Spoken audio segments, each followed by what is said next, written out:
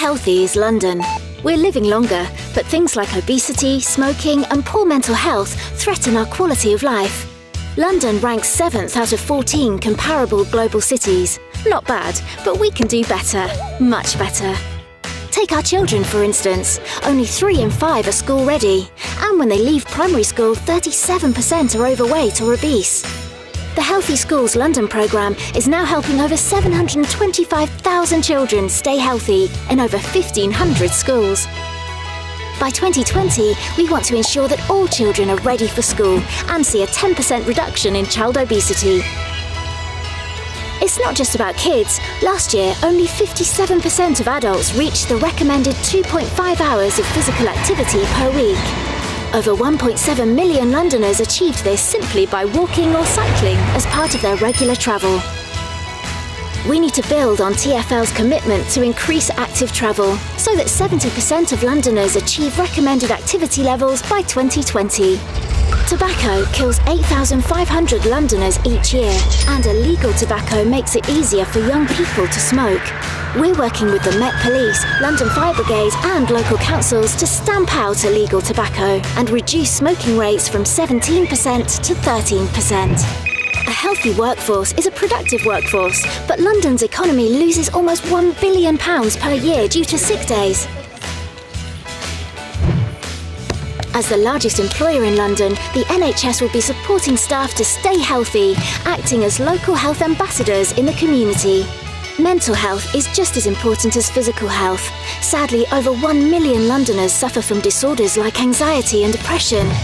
So, local councils and the NHS have invested £2.4 million into a 24/7 online mental wellbeing service for all Londoners, the first city in the world to do so. Things are changing and the health and care system is doing its bit, but we can achieve more. How can you help London be the healthiest city in the world? To find out about all of our ambitions and make a pledge, visit www.gethealthy.london and use the hashtag GetHealthyLDN.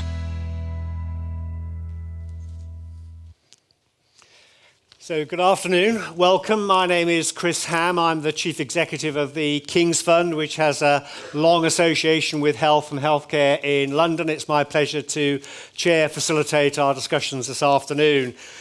It's all about collaboration and partnership working, focusing on place, in this case the place being London, and how different organisations can come together to collaborate to improve health and care across this great city. Partly today it's about celebrating progress and success 1 year on from the London Health Commission's report. It's also about exploring the opportunities for the future in the context of growing interest in devolution and what that might mean in the London context. This is 1 year on from the report that Ara Darzi chaired with the London Health Commission. Also, almost exactly 1 year on from the 5-year forward view that NHS England and other national bodies brought together, setting out a direction for the future of health and care across England. So a good opportunity to take stock, as I say, what's been achieved, what's the progress, where are the challenges, and how can we collectively, and I emphasise the word collectively, respond to those challenges. We've got a really full and exciting afternoon ahead of us. You know what the programme looks like. I'll be introducing Ara Darzi himself in a moment. We'll hear from Simon Stevens, Chief Executive of NHS England, from the Mayor, Teresa O'Neill, and then international perspective, I hope I get my pronunciation right at this point, Dr. Osiris Barbeau. Bringing learning from New York, and I know during the London Health Commission work that Ara led, there was a lot of learning from New York at that point and an opportunity to revisit that. So thank you very much for coming to join us this afternoon. Because the agenda is packed, I'm going to say no more at this point. I'm delighted that Ara has joined us for the first part of the afternoon.